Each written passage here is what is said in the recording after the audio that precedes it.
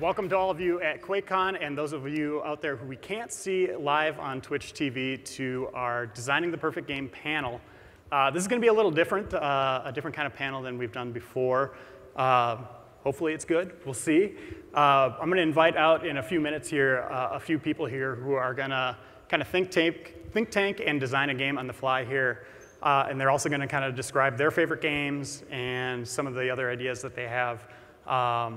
They don't work in games. They are people who are very passionate. They go to most trade shows. They're at E3 every year. And obviously, they're here at QuakeCon today. This whole thing kind of started with an idea I had where my favorite conversation I have with gamers is when we're just kind of discussing what could be, what-if scenarios. A good example is when you go to movies with people and you're driving back in the car, you've just seen the movie, and you start talking about what worked, what didn't, and then some people start creating scenarios how they can make it better, right? More exaggerated examples of that are you sit down with friends, and it's like you finish playing Grand Theft Auto Vice City, and you start talking about what Rockstar could do next. And what if Rockstar made a science fiction game? Something like that. Those discussions can go on for hours. I love those talks. That's what today's going to be about. Let's get these guys out here. First up, we have former NFL punter Chris Kluwe. Up.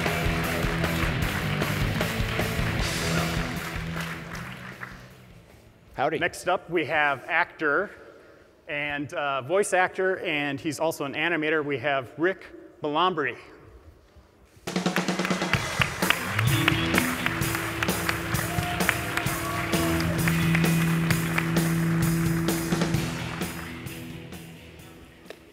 And then we have two people who are very close to QuakeCon. We have, first up, Matt Grandstaff. He is their global community lead.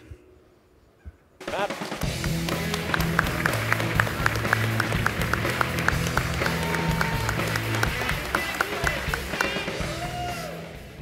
And last up, we're going to need a little help from you guys here at QuakeCon. People out on Twitch don't have to worry about this. But we have Pete Hines. He is the Vice President of PR and Marketing. It's also his birthday today. Come on out, Pete. Happy birthday to Happy birthday, dear Pete. Happy birthday to you. You shouldn't have. We did. Thank you. So about a month ago, I talked to these three guys here about I wanted to know what their perfect game would be. Like if they had the chance to create a game, what that game would be. I know their ideas. They're all great. I hope you guys like them as well. We'll hopefully give you a chance to ask questions about these game design ideas at the end of this talk. But let's start with Chris. Chris, first, let's get some introductions on what type of gamer are you? What do you like to play? How frequently? I play a lot of video games, as anyone who follows my Twitter feed knows. And I like to comment on them. And for me, I play pretty much every genre except for sports games. I'm really, really bad at sports games.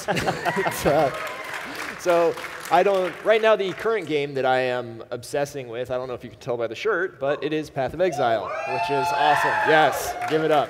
A divine right here, so please don't take it. I thought that was a Thor shirt from like the Avengers. No. This is worth a divine in the game. It's a tabula rasa, a unique item, so it's pretty sweet. But yeah, I like everything except sports games. Rick, what about you? Awesome. I grew up with shooters, all kinds of first person, third person, from Quake to Doom to Halo and Call of Duty and all that stuff. So I'm a huge shooter fan. I do play sports games. I love FIFA. I like soccer, and yeah, I mean, I play everything. I'm just a huge gamer, and I enjoy the entertainment that I get from it. So. Would you say you're more of a competitive shooter fan, or yeah, a little definitely both? More of a competitive shooter fan. Okay, and Matt? I try to play everything. I'm playing smaller games right now, like Shovel Knight and Papers, Please. I like playing, the big AAA games like Skyrim. I like that game a lot. So yeah, I try to play everything. I play a lot of sports games. I probably should be pitching a new NCAA football game, but I don't know if that's possible right now. And now let's, I'm going to ask you guys your favorite games of all time. We'll just pick one. Pick one favorite game of all time, and Favorite game of all time has to be Final Fantasy VI. It is the best game ever created because the story is amazing. And I still remember as a kid, the first time when the world cracked and I thought that the game was over and no, we were just getting started with the second half, I was like, it blew my mind. how old were you when you played that? I think I was like 11, 12, something like that. It was, I just remember thinking, this is a game I haven't seen before, and just the wide variety of characters and how they all had their own storylines, and just the writing behind it was so good. And I mean the music too. I can still listen to music from Final Fantasy VI. It all came together to create this amazing game. Have you played it since? I have. I try and go back and play it like once every couple of years or so. Cool. Rick? I'd have to say my favorite game is Link to the Past.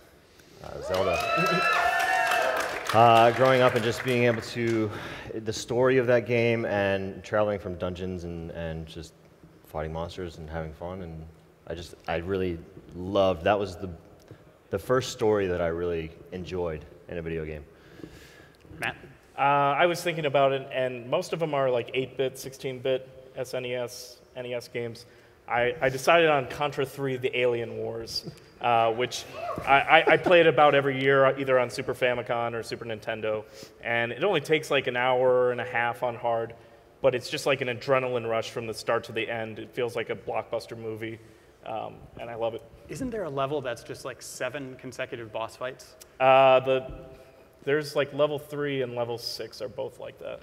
Yeah, it's awesome. And obviously, you've probably noticed, I'm leaving Pete out of this here. I'm not being cruel to you on your birthday, I don't actually although like that would be video really games, funny. no, yeah. But Pete has a very special role here. He is going to be playing the role of judge of their game ideas. He's going to tell them if he thinks they'd be viable, pitches to a company, what their budget's going to be like, how many people might be on the team, stuff like that. Let's get started with that. Let's go with Rick first, because I know Chris's idea, and he could talk about it for about an hour. As I said before, I'm a big shooter fan, and I've wanted to see a game where you take the shooter realm in a competitive way, but build a huge story around it, and as you progress through chapters of this game, whether you lose or win decides on the fate of the outcome of the end game. But and instead of fighting AI, so when you buy the game, you pick a faction. So that faction is what team that you play on, and you battle it out together against another faction. And instead of full-on AI experience co-op, it's a competitive multiplayer, but with a full-on story. So that's basically it in a nutshell. And then there's side missions you can do co-op-wise, where it allows you to build strengths and benefits for your faction to use on the other chapters that you play. But in the end, it's kind of like a Mass Effect RPG-style feel in a first-person shooter world where everyone is competing against each other. And so is it like a big open world, or is it linear? Are you going to maps? In a sense, it's linear for the chapters that you progress through, but it branches on story whether you win or lose as a faction. Okay. Pete, what do you think? And how many folks do you see playing it? And when you say multiplayer, like what does that mean to you? Is it 4v4 or 8v8 or? It definitely wouldn't be an MMO. It'd be more of like a 12v12 or 12v12? 32 versus 32. And so you're thinking as far as what the experience is like is Matt buys the game, he picks faction A. Chris buys the game, he plays faction B. At some point, they're coming across each other in their respective stories. Correct. As you're branching it. I mean, obviously the most recent example of something like this is Titanfall, where you were playing on each side. But how do you see it in terms of when you say branching? What does that mean? In other words, what if Matt wins against Chris, and how is their next mission lining up so that do you know what I mean? Like, well, correct. You wouldn't battle out again. Say Matt loses in this one. Probably not. Chris's team would advance in chapter. Pretty good. He would stay on that mission or advance into the next chapter, but in a different branch. So his team would lose and fall into a different storyline than Chris's would. So instead of playing one all-out story and then you finish up that multiplayer competitive game, you can replay it over and over again, because however you win or lose, determines where your end game ends. Okay. With So story. basically the idea is that if Chris's team were to lose, they move to some new mission, different map, against a different team, different that team. is a result of that, Correct. Of what happened in the last game, and so you've sort of got this branching thing that's heading off into some presumably finite number of Matches. of and variations, story, yes. right? Yeah. And it's 12v12. And then when you talk about co-op, like in your mind, what does that mean? Like Well, I'm I not would- doing the main mission. Like Matt's going to go off with somebody else. Like tell me a little bit. Like in your mind, what does that look like? It would definitely be a game where you would want a crew of people to play with you all the time. Like you would want to set up like a friendship kind of thing with your friends online, and you would battle these out together instead of just randomly matchmaking on a Okay. team. So, Now, the so team Matt's that you got play- a group of. Are you thinking it's the same number of people? So is it like 11 other folks, or are the co-op things smaller, or do you know what I mean? Like Correct. I guess it could be a smaller number of teams. okay, smaller number of folks on a team. So it might be Correct. Matt and 3 of his friends that are in a little. Yeah, because with the side missions, you don't have to play multiplayer. You would play against an AI, Okay. and it allows you to get perks for your next chapter. But the perks would be something that if you did do the next chapter against real humans as components, they would have to have the same perks in order to make the matchmaking balanced, Yep. if you know what I mean. Yep. So But the co-op stuff is off of the main path, and it's sort of the opportunity to get resources or new stuff or weapon upgrades or some kind of bonus where you're being incentivized. Like it's either benefiting me or it's benefiting all of us. We're getting some kind of buff or Correct. whatever, and then you're taking that back to the full 12v12. Correct. Okay. And this is first person? first person. So one last question on this. So when you lose a match, you're kind of bumped off this story tree onto a different branch, like a different path. So do you have to kind of win out to see the ultimate ending? Do you have to like kind of win 10 matches in a row or something like that? To get the ultimate end game, yes. If you cool. lose a few, it depends on how many you lose and where you lose in the chapters. That branches off into a different consequence, basically. And you would get a different end game if you did lose instead of winning all of them. So that way you can, once you finish that one end game, say you lose, say there's 10 chapters, you lose 2 of those chapters, you would have a different end game than somebody who lost 4 games or won all of them. So you could go back and play as that same faction and still get a different storyline by playing that whole campaign. Which is what I feel like Titanfall wanted to do, but they just kept progressing no matter what you did, and you just had one linear story.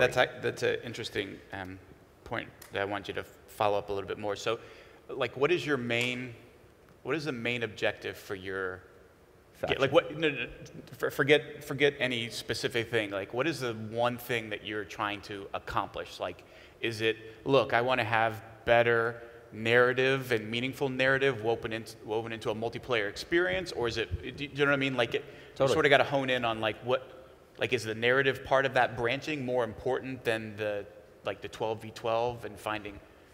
I want to meld the solid storyline with a multiplayer aspect of a game Okay. in a first-person shooter world. So tell me, you mentioned Titanfall. Like for you, what are you looking for that you think you didn't get from a game like Titanfall? Well, with Titanfall, you had either the basic multiplayer or you had what they called a campaign multiplayer, which was just a story that progressed linearly through your progressing as multiplayer. It was basically a story Yeah. before a map whether where you had. whether you won or lost. Whether you won or kept lost, going. you still Yeah. progressed, and you still got the same story. I want something that allows you get consequences for losing or benefits of winning and a total outcome of an end game. Not just from a reward standpoint or Right. points or whatever you're talking, but like, no, my story changes, my experience of going through that. Yeah. You want the player to have agency in what they're actually achieving, not Correct. feeling like they're being dragged along in a story that they don't have a hand in. Exactly. Interesting. What do you think, Pete? Well, the number one thing that scares the hell out of me is the number of permutations. Like, you have to figure out a way to do this where what you're changing, Because when you start to chart this out, what you end up with is an insane number of permutations. Like every version of win and then lose the rest, and then win 2 and lose the and all of those variations. Like holy crap, how much stuff do we have to write? And so what you're talking about is like, well, you're going to have to. You're probably going to have to lean on a couple of tried and true formulas. One we call the halo effect, which is, hey, this mission plays the map that direction, and then now that mission plays the exact same map in this direction. Like you're going to have to, if you're going to have to come up with story that deals with every single one of those permutations, then you're going to want to really focus your production on your other stuff down to like you can't afford to have maps for all of that stuff. You're going to have to say, well, look, this is going to take place over 6 maps, 8 maps, 10 maps, whatever the number is, and figure out a way for story to move in and out of those things. And maybe the way you do that is like, well, maybe it's that environment changes as you're moving through it. So you have a foundry, like a level that takes place in a factory. And like, well, whether you win or lose, you're going to come back to that factory level, but the factory is going to have changed some way. Like, well, if you lost the battle the first time in the factory, then when you come back, like it's a mission to take it over, and it's been reinforced by the other side, so that you're using like sort of a base asset and then modifying it hopefully as little as possible, because otherwise the number of times you're touching a level to keep up with all those permutations is like, you're going to want to shoot yourself. But I mean, the idea is cool. The idea of like, I want to weave more story into it and have it not be, you know, as you were saying, like Titanfall, and like whether I win or lose, like, well, you still go from this map to the next map, and what the guy says beforehand and afterwards doesn't really matter. Yeah, it really puts pressure on you to perform as a team and want to get. It's a good incentive, you know, like we want to see what comes next. For like, sure. We haven't seen Chapter 8 yet. I guess the main thing, though, to not lose is that to play in that space, to compete in that space, the narrative thing is interesting, but it's not defining. Like, you're still going to win or lose, like, how successful you are based on, like, is your 12v12, is the process of, like, outfitting your character and getting into a battle, like, what does that feel like? What is the movement like? All of that stuff. Like, that's ultimately where you win or lose. Like, the narrative stuff is sort of like the special sauce on top of that, on top of that core thing. You know, it's certainly, it's an interesting idea. I mean, obviously, there's something to it, given that Titanfall just did something similar. Right. But it's the execution of that and making sure you don't lose the meaningfulness of what happened that gets lost when you start trying to figure out, oh my God, we have, you know, 6,042 different things we have to create when you get to the 10th version of every permutation of that. Like, that's a lot of dialogue, a lot of story, a lot of stuff that you've got to manage from a scope standpoint. But so it'd be expensive. It's not necessarily an expense thing. It's probably actually more of a time thing. Like, you'll find that, like, when you do these kinds of projects, like, oh, well, it takes 100 people 12 months to do it, but if we hired 300 people, it'll only take, like, actually, it doesn't work like that at all. Like, if it'll take 300 people 11 months, because they're all going to step on each other's toes and get in each other's way, and they're all trying to jam stuff into the game at the same time. So it's probably more of a time and scope thing than anything else. And are you thinking science fiction? Is that kind of your... Definitely. Yeah, okay. Yeah. All right, well, let's move on to Matt Grandstaff's idea here. Okay, kind of a theme with the favorite game.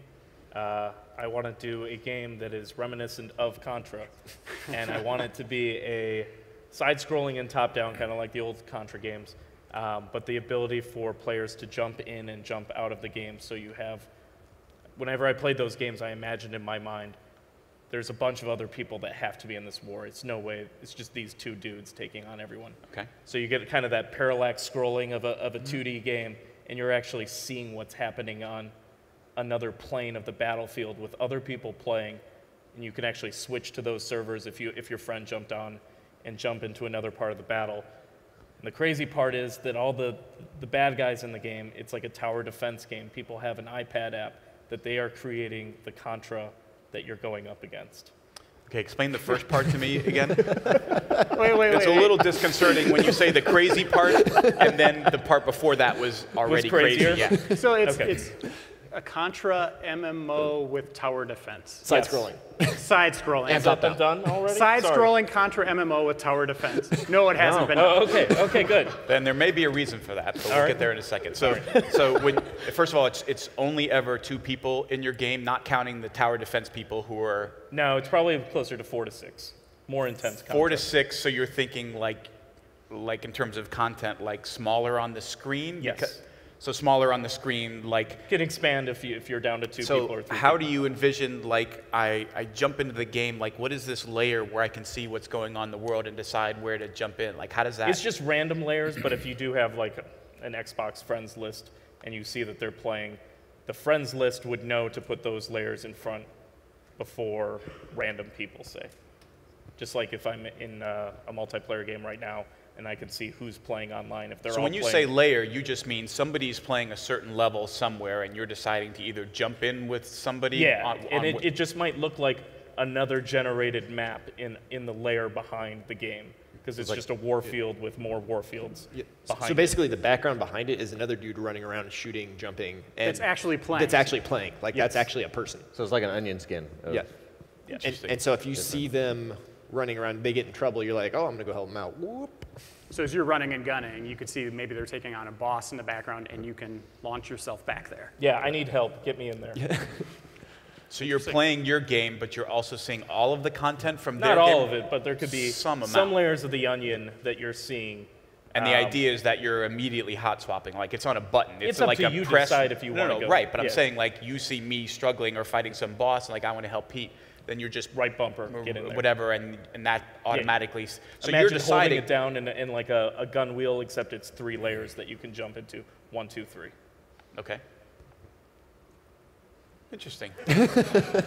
Now, how does tower defense fit into this? Yeah. What's my incentive as the person to screw around? Like why do I care about getting on my iPad to control the There's leaderboards for how many people you're taking out because this is a big hit, you have thousands of people playing the game at a time, and they're almost getting like a pinball score of how many people they're killing as this happens. So they're the bad guys then, the people on the... And they're asynchronous, so it's not necessarily that their board has to be in live. It could be in any level at any Well, if given it's time. asynchronous, by definition, it's not. So what you're Right, saying right, is right. just they're messing around with building something, and then And I could be auto-put into that there's level. a fixed state at which the game knows match This has level been is now enough content, fixed, and yeah. I can send somebody Yeah, into it. It's a little crazy.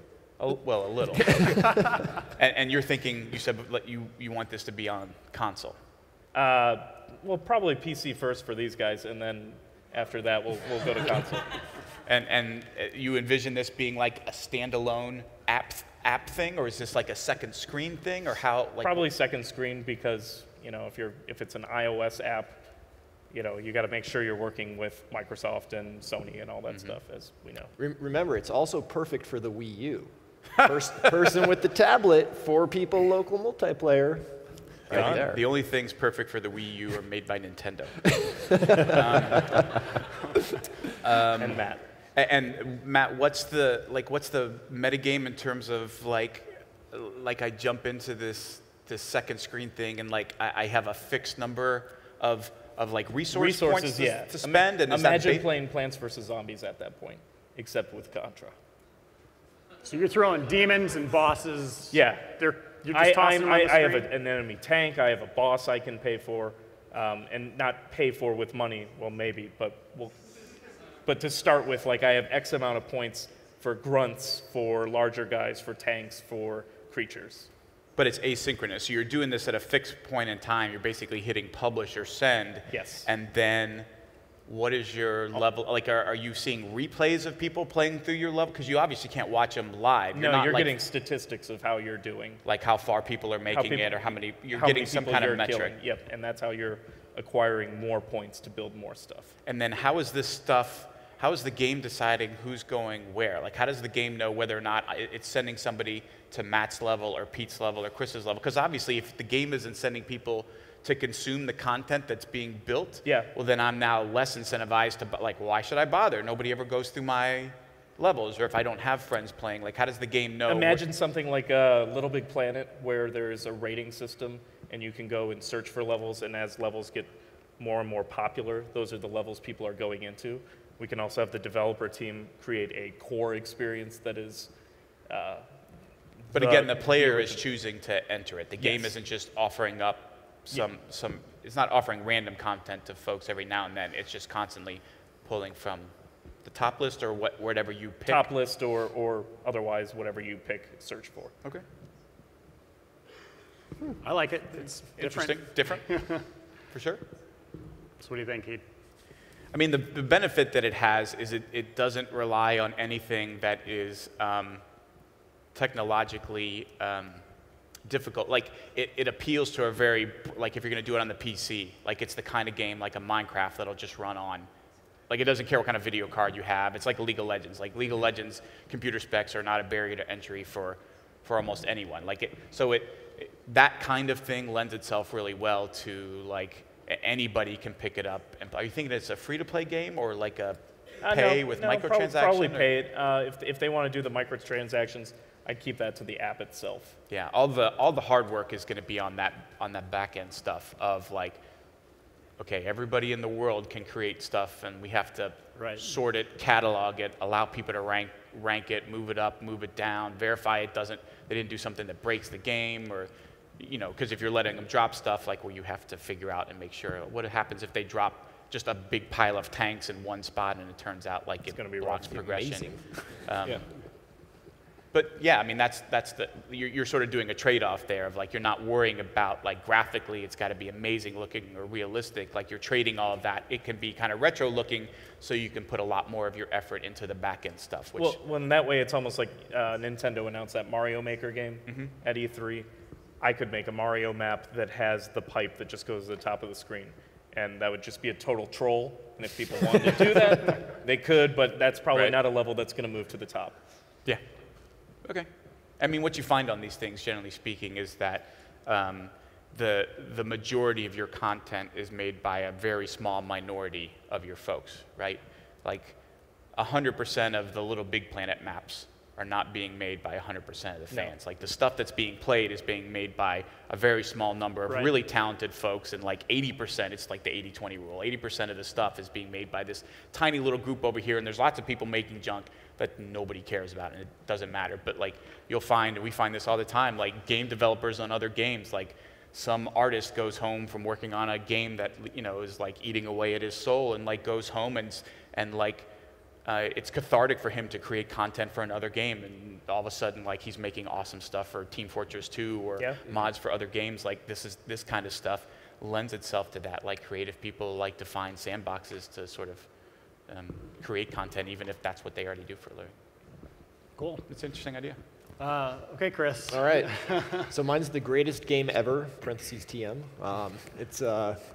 So I said, you know, Final Fantasy VI is my favorite game of all time, but another game that I really, really liked was Ultima Online, because that was the first MMO that I played, and it was a sandbox with other people running around in it. And there really wasn't a story. It was like, here's this world, here's some dungeons, go do whatever you want. And to me, that was amazing, because the players came up with their own stories. I mean, you had the antis versus the PKs. You'd have people sieging towns. You had just absolute chaos going on, and it worked. I mean, it really was kind of like the Wild West, and I've never seen that in an MMO since UO. I mean, with the success of stuff like EverQuest and then World of Warcraft, people are really going for okay, we have to have, you know, this polished, like, here's this, it has to be like WoW, you know, it has to be like EQ. And so my perfect game is an MMO where players have the freedom to do what they want to do, but there also is an overarching story that's kind of guiding them along, and their choices matter. So the first thing that I want to do that I've never seen an MMO do is, you're not shooting to be the WoW killer. You're making this a prestige game. You're saying there are 100,000 accounts that can be made for this game. That's it. No one else gets in after that unless someone drops a slot. So if someone decides to not play the game, that opens up a slot for someone else. So now you can focus on, okay, we know how many people we're designing this for. Second is servers. Generally, servers in MMOs are all copies of the same shard, right? It's the same world being copied a bunch of different times. For this one, technically, I don't know the exact details. I know it's around like 5,000, 6,000 people on a server. On a shard, yeah. Yeah, on a shard. So for this, and this would probably be the most intensive part, would be for each server is its own particular world. So that way you have like one server is the fire world, one server is the ice world, one server is the mechanical world, et cetera, et cetera. And so essentially when you're traveling from world to world, you're essentially doing a server transfer. And what you would do is you would have this world set up where it's 20 different servers, for 20 different factions, or possibly even 12 or 13 factions, and then you just kind of have some random ones that people can fight over. But the other thing we think about in MMOs is that the GMs and the developers, we tend to view them as the gods of the game, right? They're the powers above. They're the ones who are always, telling us you can do this, you can't do this, we're going to come ban you for doing this. Well, why not implement that in the game? Have the leader of each faction actually be a god in the game. This is the physical living avatar of the group you're fighting for. 24 hours on, so you have 3 people in 8-hour shifts, or depending, you could do like 4 people in 6-hour shifts, depending on manpower and finances. But you always have an interaction with someone who is part of the company, who's invested in this story, and that they have this overarching metagame that they're doing as well, because they're all competing against each other for resources. Mm-hmm. So all these gods are at war with each other. They're all fighting over these shards, which are all different worlds. And that allows you to get into huge, not huge, but PvP battles where you feel like you're accomplishing something. And you have the gods right there on the battlefield too. So you have players running around, giant gods running around, battling against each other, and the gods help the players by giving faction-wide buffs. The players help the gods by either fighting over objectives, killing each other, which gives power to the god. So those are your organized PvP events that once a week you can have those where it's like, okay, we're going to go take over this area. Here's what we're fighting for this week. Behind the scenes, you have a storyline that where it goes. It's either, in my head, it's like either 4 to 6 years, but there is a definite beginning, points of interest, end. Once it's done, that's it. It's done. This is an experience. You're paying for an experience. And again, it's not a WoW killer. This is something that hopefully would be profitable. You're designing it to make money, but it's not going to be we're going to let it run for 10, 15 years and see how much we can eke out of it. It's here is our system, and this is almost a proof of concept. If it works, well, now we can sell that system to someone else. Now they can make their own story with kind of the tools that we've created. So for details, one of the things I really like that I've never seen in a game, or never seen in MMO, is permadeath, the idea of permadeath. You do something, that's it, you're dead. And this is permadeath that players would choose. So normally what you would do is you run around, you fight each other, because PvP is a big part of the game. But when you die, the other person gets to take some gold from you and they get some power for their god, whatever. Or they can make the choice to sever your soul, and now they can loot every single item on your corpse. So like when you died, you lost everything that was on your corpse, because that's what people did. However, once you kill 3 people, once you loot 3 people fully, you are now subject to permadeath. So the next time you die, that's it. That character is gone. So just kaput, no more. And then what you also put in, see, I'm actually going to tell them because you said it was a cool part. So now, now what you actually put in is you put in a system where if a player successfully kills 20 to 25 unique individuals while under the threat of permadeath, when they die, they now respawn as a monster-type creature. Because let's face it, someone who kills 20 to 25 unique people under the threat of permadeath, they're there to screw with other people. Like that's what they're getting out of the game. Right. Why not use that as part of the game? So it's almost an achievement where now you've gotten to this point where, yeah, now you can really start screwing with people because you get your own particular set of powers, you have your own little shard to run around on where you're constantly fighting with each other to amass power where you can then invade the other shards and create these stories for the other players playing the game where all of a sudden maybe 4 or 5 monster characters team up to say, we're going to go wipe out this town, or we're going to go take this over. And all of a sudden, everyone else is like, holy crap, what's going on? There's these monsters attacking us, and they don't act like AI. These are people. And really having that back and forth where you let players do what they want to do while at the same time providing an experience for everyone else. Is I have like 1,000 questions. Yeah. I've been thinking about this a long time. So your idea is these shards are all discrete, right? There is Correct. A shard and it only exists one time. It's not replicated.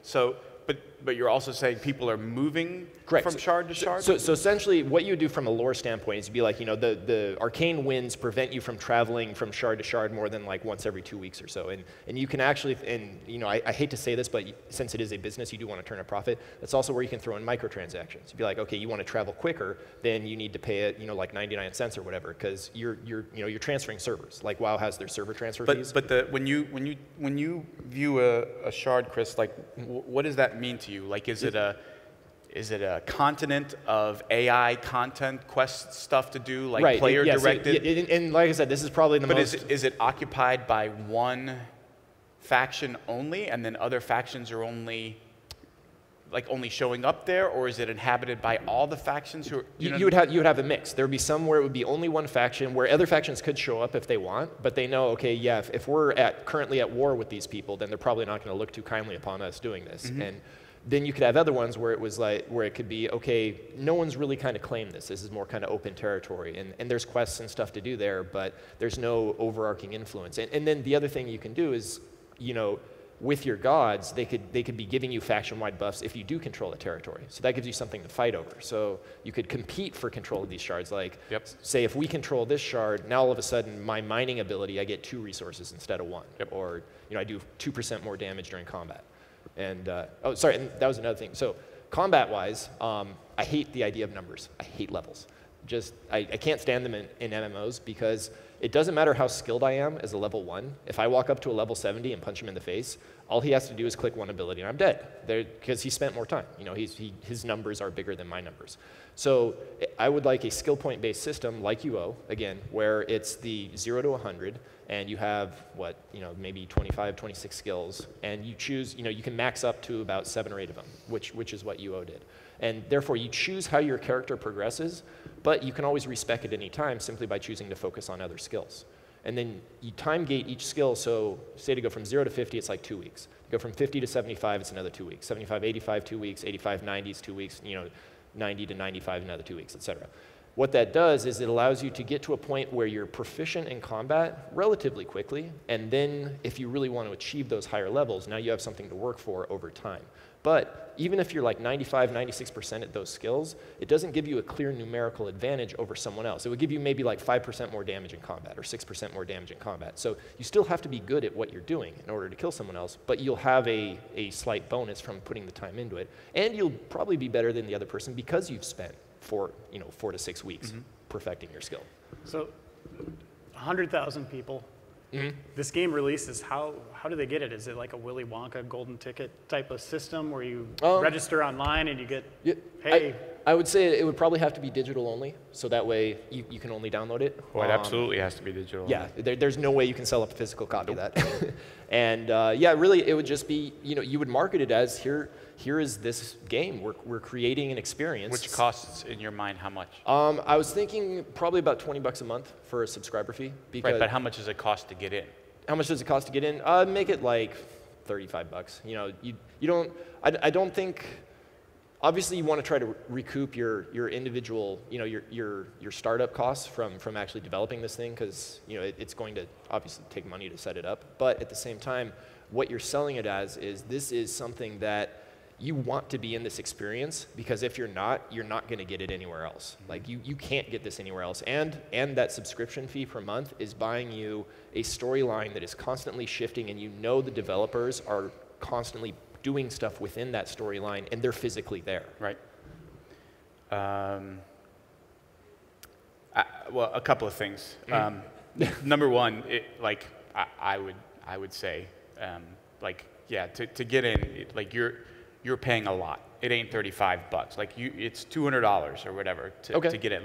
To start with, if you're limiting it to 100,000 people, period, first of all, the costs from a technical standpoint to do all this, you're mitigating somewhat by your sheer volume, right? You don't have to worry about supporting 2 million people at once. Exactly how many, but it does take a lot to build. The biggest thing, and by the way, caveat, full disclosure, I am not the guy to explain or even understand all the technical stuff, but I can tell you, based on my experience with things like Battlecry and ESO, that the technical challenge of creating distinct shards and letting people move between those is going to be your biggest hurdle. Like, you really have to be player data not losing what they own is the most important thing. The most important thing actually isn't how fun is the game, it is keeping like stuff intact. You absolutely cannot lose the data for everybody playing the game first and foremost. And so when you talk about having a discrete server that people are moving, and that data is essentially leaving one place and going to the other. Like, when you create a shard, you're creating a play space where you have a defined number of people who can fit into that space, and their stuff is there and stays there. Like, the reason that people in MMOs charge $20, $25 to move between servers is that it's not a small thing, and if you have large volumes of people moving back and forth, like, well, that's, from a technical standpoint, a massive risk of doing the worst thing you can do, which is like, hey, I know you spent 250 hours on this character, like, turns out we lost it. Would you mind starting over from scratch? And like that's, that is your worst nightmare. So the biggest problem you're going to have is figuring out what is the technically feasible version of, like, this thing exists in isolation, and how do we allow people to move in and out. I mean, the solution, for example, might be that, like, you're capping the number of people from an alliance that can be there, so that it's capped to a very finite number of people somehow, so that you're not like, well, every 2 weeks, like, well, that means every 2 weeks, like, oh crap, like, here go 50,000 people moving from one thing to the next. So, like, that technical aspect of where does your character exist, what is the content on that thing, and then how do we manage when everybody decides, like, oh, time is up, or I'm able to move, like, how do you keep it from getting wildly unbalanced? Or what happens when 20,000 people try and move to this shard all at once? Again, I'm not a MMO guy. You may have more experience with, like, the EVE Online stuff, but you've seen what happens in those games, right? Slowdown, right, when all those people, I know about it anecdotally from lunchtime stories. All of these people show, like, well, that's what they want to do that, and you can't support that, or, like, you don't have a system for managing that. Like, well, no, you definitely have a population cap on each server. You'd have it be where, okay, if you want to transfer to this server and there's not enough space, sorry, like, the winds are too strong, you can't get through them. Go try one of the other 19 realms. And call up your friends, take them with you. Like, just, this one's full, sorry. But the thing is, since there is content on all of them, then the players, if they want to experience the whole game, they have an incentive to not just stay on one realm. And your reason for wanting it to be discrete, Chris, is what? Like, you don't want there to be another version of that story or what's going on also out there in the world where, like, well, there's two versions of this thing, and in this one, this alliance is ahead, and this Correct. This one. You're just selling, this is one story. This is an event that's happening, because otherwise, if you double it up, now you have to create a whole nother set of gods that are, people playing them, that are, okay, what happens if these guys do this thing over here as opposed to this group did this over here. Reiner, do you know what this makes me think of? Like, as I'm sitting here, it reminds me a little bit of Ready Player One. Really? Yeah. Right?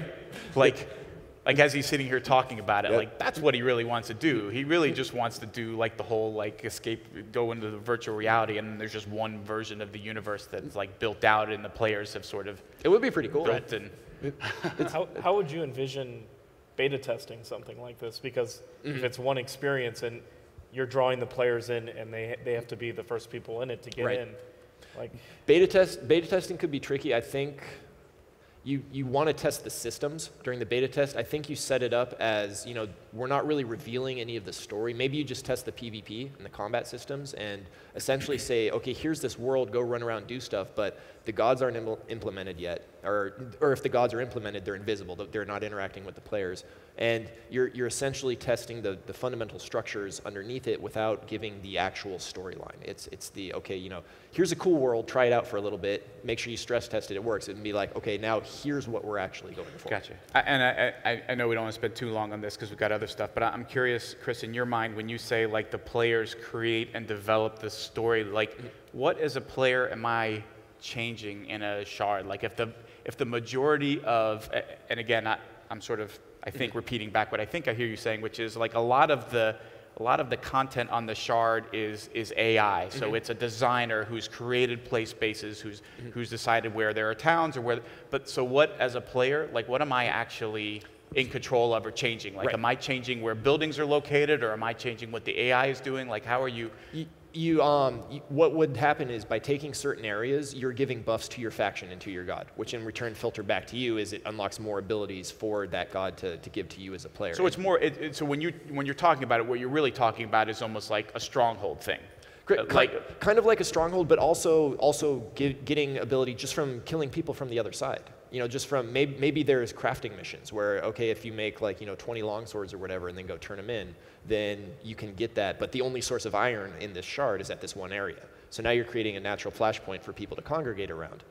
Yeah, but I guess I'm trying to make sure I'm clear. Like what you're talking about is not like players are creating players are not creating quests, or they're not changing the fundamental shape of it. Like what I hear you saying is like, well, they're achieving these objectives. Like you have to create 20 swords. To build these swords, you got to go get the iron. The iron is only in this one place. By holding more of this territory, you exercise more control, you get a buff, whatever it is. But it's not like I took planks of wood and built a house, and in that house I would like to do something like that, but again, I think from a technical aspect, I mean, I remember when Horizon was first announced, that like they're like, yeah, we're gonna have a totally deformable world where you can build everywhere and it'll be amazing. And it was like, nope. So I mean, from a technical aspect, I think you could probably do something like that where you have specific areas where you are allowed to build, but it's that balance between how do we make it this free-form world versus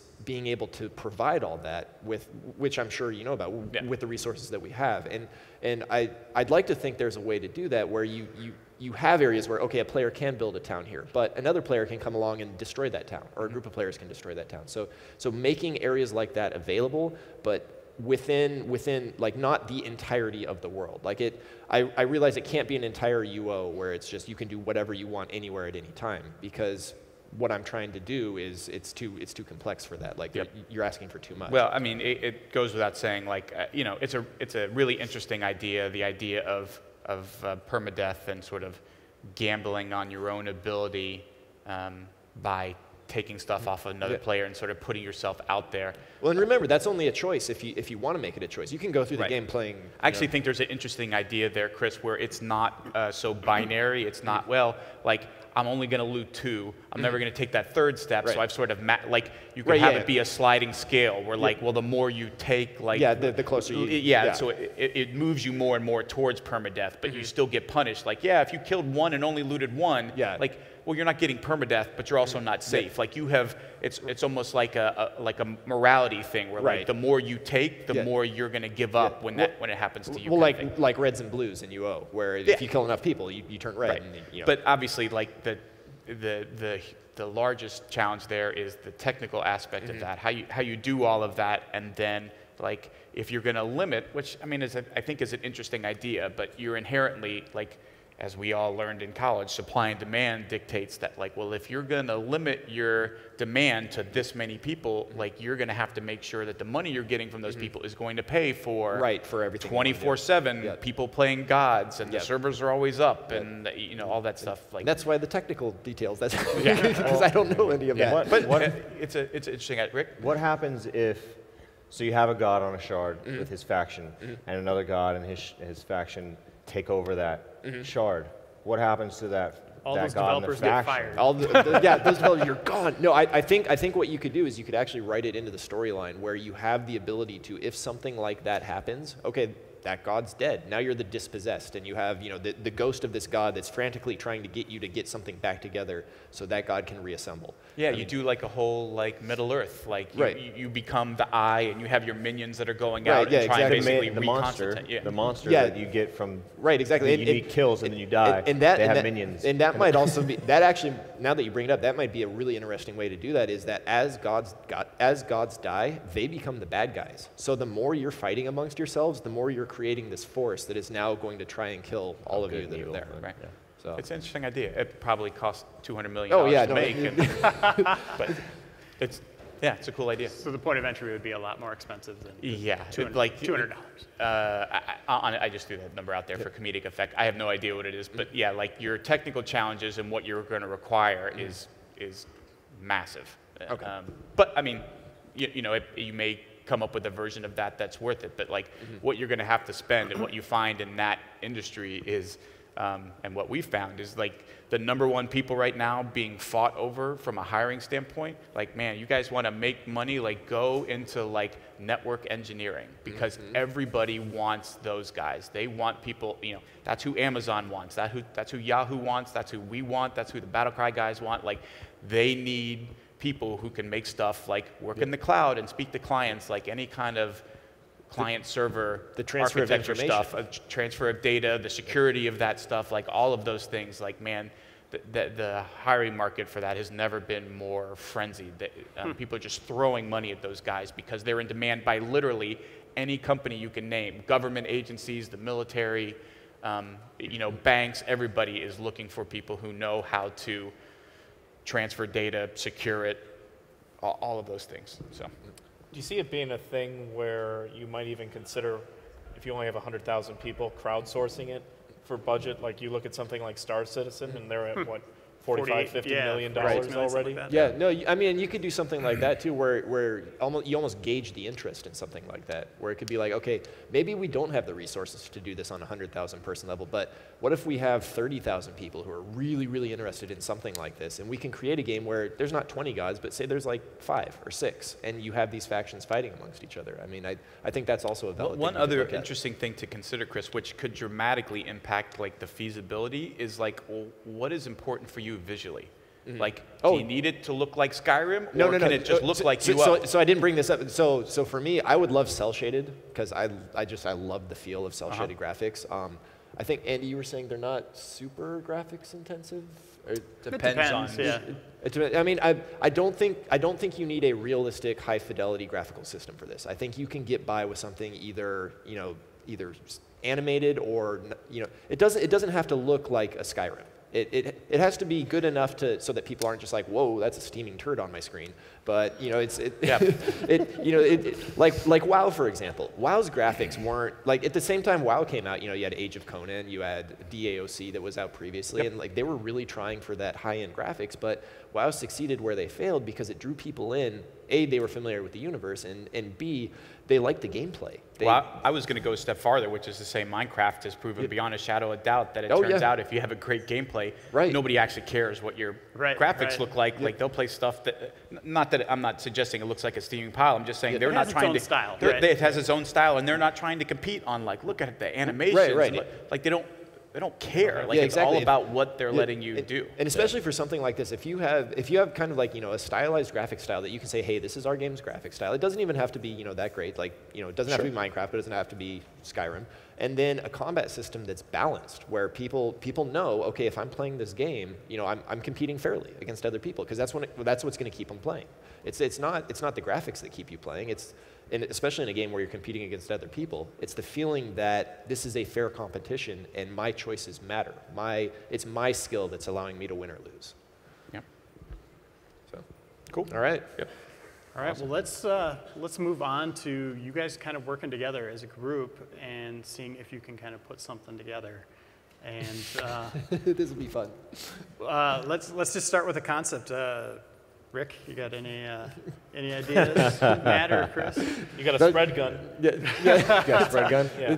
Back to Contra. Yeah, I think we're back to Contra with Matt. But yeah, Rick, you want to? We were just kind of goofing around with an idea of basically, there's a lot of these survival, like DayZ, where you're thrown into this open world and you're fighting for your life, whether it's versus zombies, and there's a lot of these clones of the zombie world. But what if you actually, instead of were the human race, you actually were spawned in as a zombie, and you started out as this slow, just methodical zombie type creature, and you had to hunt down the humans, the supreme this thing that it can headshot you at any moment. That's it. You're dead. But you can control kind of the zombies around you to distract them, to lay traps, and so your goal is to go from the Walking Dead zombie, where you just kind of like brrr, to the 28 Days Later zombie, where you're just like parkour all over the place.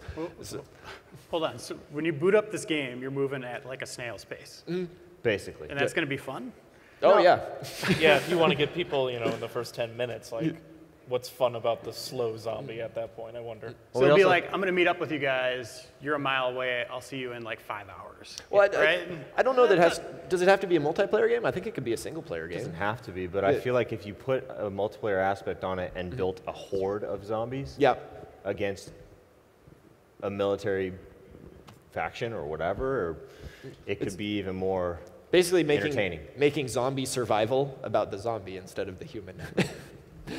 Okay. I think so from a And the humans are AI. yes, humans are not players. Right, yeah, they're not players. They would be AI. So you'd have, like pistol guy and then shotgun guy and then rocket launcher guy and, the military force moving in. You could, set up a whole series of progressive challenges. There was Stubbs the Zombie. I don't know if you guys remember that. Came out on Xbox a while ago. So kind of like that, but not comedic. Right. Very much. And more of an open world where you're kind of like the new, what is it, Shadows of Mordor. Where you're kind of taking over bosses to gain standing. So you'd be doing that in this game. You'd be playing a zombie, and you would be evolving as you went along by devouring brains. Right, by devouring brains. You got to feed, and you'd mutate. And I guess it depends on what you're like, because Rick, you mentioned DayZ when you first were talking about it, and I guess part of it is like, well, what's the vibe of the pace? Because DayZ has a very different pace. Yes. To Reiner's point, which is like the intensity of sitting in a bush and trying to figure out if it's safe to leave the bush and go to the house, and like that's where the tension is, or is it? Because I actually think it's a little bit interesting. I think you'd have to figure out how to do this, but like you could do the antithesis of Dead Rising, like. Right. Because if you think about Dead Rising, when you're versus playing as the human in Dead Rising, what you're doing is coming up against tougher and more advanced stuff, and you're coming up against zombies who are having some kind of effect on other zombies, or so you could also do something where maybe you're part of a mob and you're somehow like. Yeah, like you're kind of like the leader. Like you have having an effect, and then like you get the helmet, and now you're the football zombie from Dead Rising who can move a little faster and like tackle the guy so the other zombies can jump on him. Like it's you got to figure out what end of the spectrum. Like, are you going for the slower paced, intense, like one false move and I'm wrong thing, or are you doing like no, it should be more about like other stuff around me, and I'm kind of like the smart zombie. I'm trying to think of the goofy. There's no smart the zombies. movie where it turns out that the zombie she brought him back to life, and it was warm bodies. Warm bodies, right? Like you could right there's even a space in there where one of them is a little smarter than the others and can manipulate them or get them to do what they want, and it's almost along those lines. But you got to figure out from a pacing standpoint, like what is that experience? Is it about like every decision is crucial and a step between living or dying, or is it more like what do you guys think about when you think about those? Is it fast paced or slow? I think I kind of like slow paced better just for that feeling of terror where it's just like because when you think about it from a zombie's perspective, if they could think, it's you are up against literally something where it's just like players are just like, boom, headshot, dead zombie, boom, headshot, dead zombie, chainsaw, dead zombie. And like as a zombie, that's terrifying. Like you have no chance against the players. But if, once you get to a point where, in the later versions of games where you are that fast zombie, then now you feel like a player leveling up. And so I think having that tension early on would probably be pretty cool. And then moving towards that goal of, okay, at first I was scared out of my pants. Like I didn't want to move anywhere because I felt, okay, this guy with a shotgun is just going to come, take my brains out. Yep. But once I get more towards the end of the game, now I'm the zombie where, you have like a horde of humans coming in where it's like tanks and planes and stuff, and you're just like, brains, and you have your horde of zombies, and it's very much the zombie apocalypse, only now you're leading it as opposed to, being the person stopping it. And how would you control the zombies? Like, Matt, let me ask you this. What would you do here? Like, is it going to be something where you're just kind of looking out across the sea of them and highlighting them, giving them orders, or is it like zooming out top down, giving you kind of commands, kind of like XCOM? Yeah, I was kind of thinking something along those lines, something like Graw had, where you're kind of pointing to different guys and putting them in that direction. This is where the tablet comes into play? Like executing, almost like executing maneuvers, like move here, do this, kind of. Converge here, retreat here, something like that. Well, I mean, I guess they're not taking cover, they're zombies. Yeah, exactly. That's the thing I can't get over right now is like, they're not smart zombies. So like, should we be giving any tactile orders? How does a story drive in something like this? Like, Right. Is it just cutscenes with dialogue that's just That would be amazing, right? All the cutscenes are just like. Or you give them QWOP controls yes, to start out, and then you have to progress into more QWOP of or a controlled. Octodad, something like that. Interesting. So, and going back to the original point, have you like, where are you guys on the single player versus co-op versus like multiplayer, like Dust or? Well, I feel like it would definitely be a multiplayer game in a sense of the same way DayZ is, where you can have friends play with you, or you're watching out for the other people who are playing. Because I feel like even in DayZ, you're not really worried about the zombies. You're worried about getting shot by somebody else who's trying to loot you. It's a bit little In a column A, sense. little column B. Like, Yeah. So interesting. It'd be flipped. It'd be everybody's a bad guy, and they're trying to gain standing over other zombies. So it's kind of a battle within the zombie horde to who gets to be more powerful. Yeah, and I mean, just from a lore strain, you could be like, okay, maybe these zombies were created by this one strain of bacteria or whatever that then mutated. And now these various different mutations are now fighting over to be which is going to be the dominant mutation. You know, call it like a parasite that took it over, and parasite is somewhat aware. So now they're fighting over, okay, which one is going to be the dominant form of the parasite. Or what if you started out as a human who was infected with the virus, and then to play as that character to spread that virus among other humans? That'd be really cool. well, actually, or more interestingly, that's an interesting idea, Rick, which is like, could you create something wherein you actually are giving a player a choice on like how zombie-like or not zombie-like they want to be? So like, if you have the virus, you have to decide like if you're going to descend into like consuming flesh and Right. so forth, then the zombies are less dangerous. So you start off in this really weird middle Yeah, ground like where middle like ground, you're yeah. the enemy to everything, and you sort of have to decide like Right. how much you want to go. What like, are you going to be the guy who tries to become like the zombie overlord, and the humans all want to kill you, but the zombies all want to follow you? Or are you going to try and sort of skirt a line where, well, the humans will never accept you, but they might trust you enough, but the zombies, you know what I mean? Like that. Yeah. That's Well, no, almost it- an interesting idea in there of giving the player. That's Right, always yeah, my choice. thing. Like Yeah. the player choice thing, like, and letting that, you know, going back to your multiplayer game, like letting those choices you made about, like, I decided to do that, or I sacrificed this human to save my own skin. Right. Like, I'm actually becoming less human, and And what you can do, you can also gate abilities by that, where like, you know, as you descend more into zombiehood, you become, you know, obviously you're becoming more zombie-like, and so maybe you get the ability to climb walls, or you can do, you know, you can scavenge corpses for health or whatnot. But if you try to cure yourself, if you try to keep yourself more human, since your flesh isn't falling off, you can continue to use complex weapons. The one thing I'll say about that is the player choice thing matters a ton in the single player. It starts to matter a whole lot less in the multiplayer, because ultimately your multiplayer experience, it goes back to the comment about DayZ. Like, you end up being much more worried about the other humans you come across, who are the players, than anything else. And so, like, your gameplay experience, your choices are much more influenced by the choices of other players, how you interact with those other players, as opposed to trying to do both, where you're trying to have the player choice be meaningful without the influence of other players, because then the other players come in and they're just going to stomp all over that, no matter, you know what I mean? Like, you're trying to build this up to be meaningful, and then some other random guy runs in and shoots you in the head, and like, oh, actually it didn't matter what I decided to do, because that guy just came in and killed me. Like, Well, and I think the way you get around that is by developing a combat system based on, okay, if you're going into zombiehood, you have a specific way of attacking human players, and if you're a human player, you have a specific way of attacking zombies. So that way, if I go full zombie, I'm going to be, you know, what I do against these human players is going to be, yeah, full zombie. It's going to be completely different than if I was fully human, where, you know, maybe fully human, I'm more concerned with body armor and guns and, you know, getting technical objects, whereas full zombie is, okay, I've got this horde around me that I can hide in, and then I can sneak around and I can attack from angles I unseen. will say, though, that when you're doing something like this, that it's almost safest to start at one end of the spectrum and then start adding, like, the complexity factor for, like, I'm just a zombie, humans are trying to kill me, like, I'm trying to survive.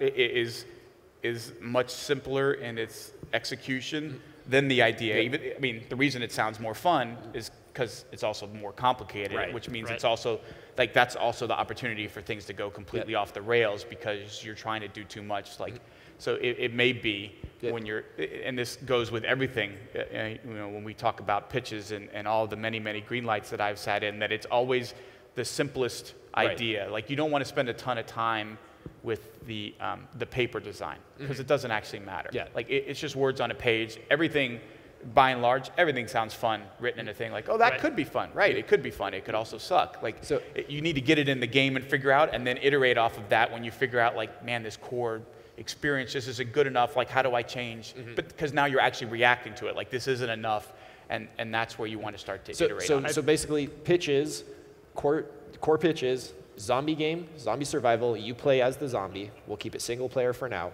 and you're essentially kind of, you know, trying to make your way through this world where it can go one of two ways. You can try to keep yourself human, or you can embrace the descent into zombiehood and just go absolutely haywire.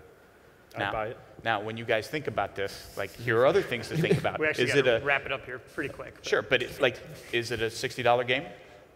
Is it a $30 game? Is it digital only? Is it free to play to some amount, but there's stuff that you can buy that you know, that like, I don't know, you get like zombie skins, skin tags that you get, like you get like, hats, hats for zombies, zombie hats. You know what I mean? Like that those kind of things make a difference in terms of like, so now you have an idea that could work, but like, you know, the next choice you make about, oh, it's going to be $60 and it's going to be for next-gen consoles, like, well, you just dramatically changed the way this is going to work, as opposed to like PC only, digital, not worrying about in-store. Is it $60? Is it $30? Is it $20? Is there a free-to-play version? Those kinds of things make all the difference in the world in terms of how you approach it, because where it's going to be of interest. Like Brazil really isn't that interested in $60 box product. China doesn't care at all, but they'll download a free-to-play game and spend $120 a month consuming content for it. But the idea of $60 up front is completely foreign to them. So, you know, things like that are kind of where you take an idea, and I like your idea, Chris, of simplifying it down to like, yep, single player only, you're just a zombie. And then once you start to figure out what that feels like in the game, like how can we make this better? Then you get a network guy that goes, look, adding co-op to this would be easy, or having a discrete server where, you know, up to 8 humans could play. Like, you figure out where those next steps are. Cool. Well, that's all the time we have. I think we could probably talk about this game for hours. And Chris, I know you wanted to talk a lot longer about your game. But thank you all for coming. Thank you for watching on Twitch TV. And I encourage everyone to have these kind of talks. I actually have 2 friends who are they're making games based on conversations I had with them. Can't talk about them yet, but they are actually in development 2 indie games. And then Chris and I, we talked about Sharknado for a while, and we ended up writing a book. We're working on a science fiction trilogy just from discussions like this. It gave way to an actual idea, and now we're going to release something. Follow your dreams, kids. That's great. Thank you, everyone. Thank you. Thank you.